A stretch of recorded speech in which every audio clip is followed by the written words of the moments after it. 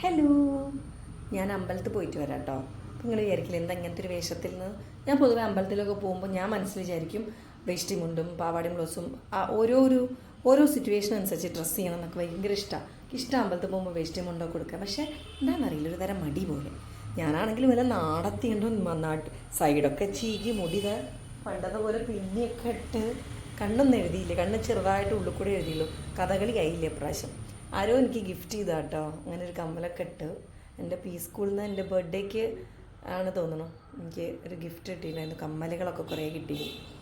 അപ്പം അങ്ങനെ ഇതെനിക്ക് സൗമ്യ തന്നതാണ്. വീണ്ടും ഈ ഇതില്ലേ ഒരു ഗ്രീനാണ്, അതായത് നമുക്ക് ഹോസ്പിറ്റലിലത്തെ ഒരു ഗ്രീൻ കളറില്ലേ ആ സാധനമാണ്. പക്ഷെ ഇതിൽ കണ്ടോ, അതിപ്പോൾ പറയുമ്പോൾ സാധാരണ ക്യാമറയിലാണ് ഞാൻ എടുക്കണം, അതായത് വേറെ എന്തോ ആപ്പോ കീപ്പോ ഒന്നുമല്ല. പക്ഷെ അതിൽ നിന്നിട്ടും കണ്ടോ ബ്ലൂ കളറാണ്, ഗ്രീനാണത്. ഇത് ഇവിടെ ഇങ്ങനെ ഒരു പേളൊക്കെ വെച്ചിട്ടുണ്ട്, നല്ല ഭംഗിയുണ്ട്.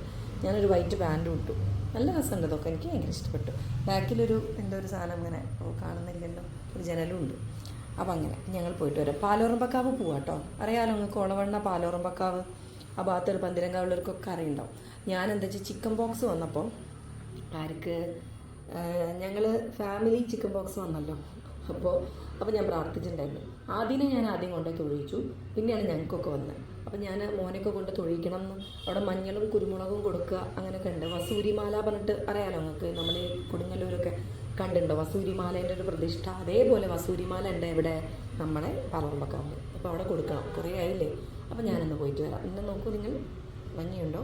ഒരു നാടത്തി പഴയ ഇങ്ങനെ നടുവൊക്കെ സൈഡൊക്കെ ഇങ്ങനെ പറ്റിച്ച് വെറുതെ ഒരു വെറൈറ്റി കണ്ടോ, മുടി ഇങ്ങനെ പിന്നിട്ട് നിങ്ങൾ കണ്ടിട്ടുണ്ടാവും. ഞാൻ കൂടെ കളിച്ചിട്ട് നാടത്തി പോലെ നല്ല രസമുണ്ട്, എനിക്ക് ഇഷ്ടപ്പെട്ടു, കുഴപ്പമൊന്നുമില്ല.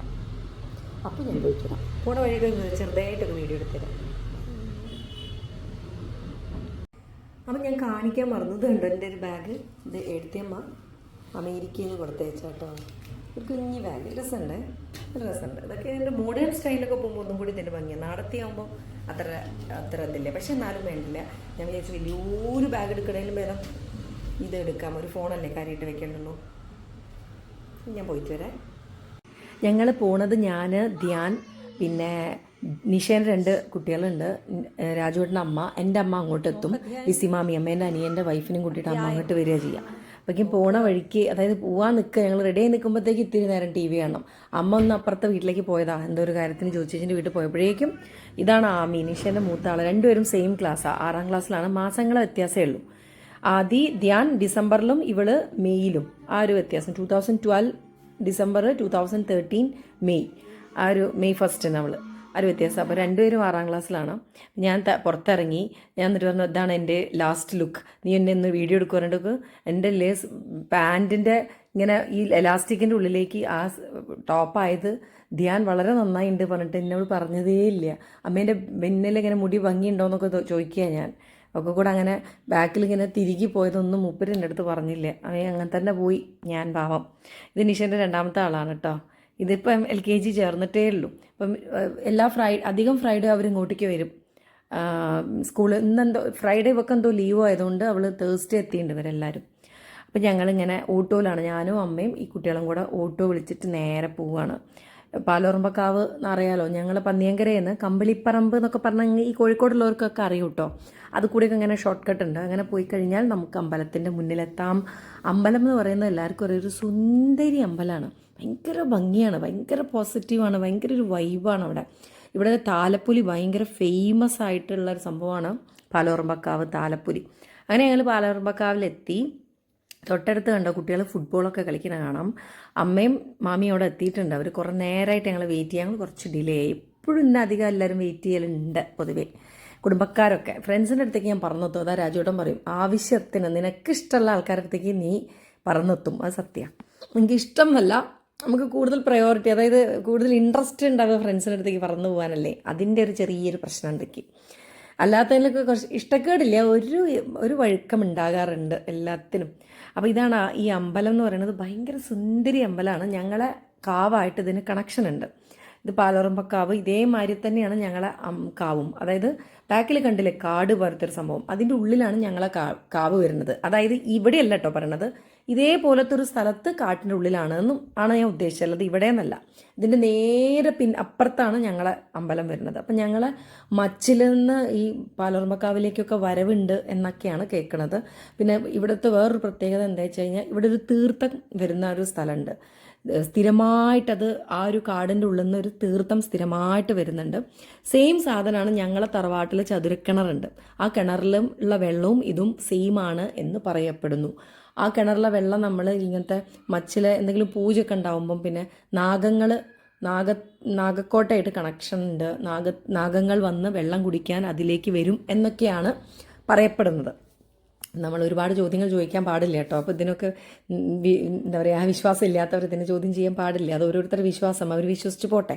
എന്തായാലും ഞാൻ വിശ്വസിക്കുന്ന കാര്യങ്ങളാണ് ഇതൊക്കെ. നിങ്ങൾക്ക് ഇതിൻ്റെ മുന്നേ അറിയാം, ഞാൻ ഇങ്ങനത്തെ കാര്യങ്ങളൊക്കെ ഒരുപാട് ഭയങ്കരമായിട്ട് ഇഷ്ടപ്പെട്ട് വിശ്വസിച്ച് ഭക്തിയാണ് ഞാൻ.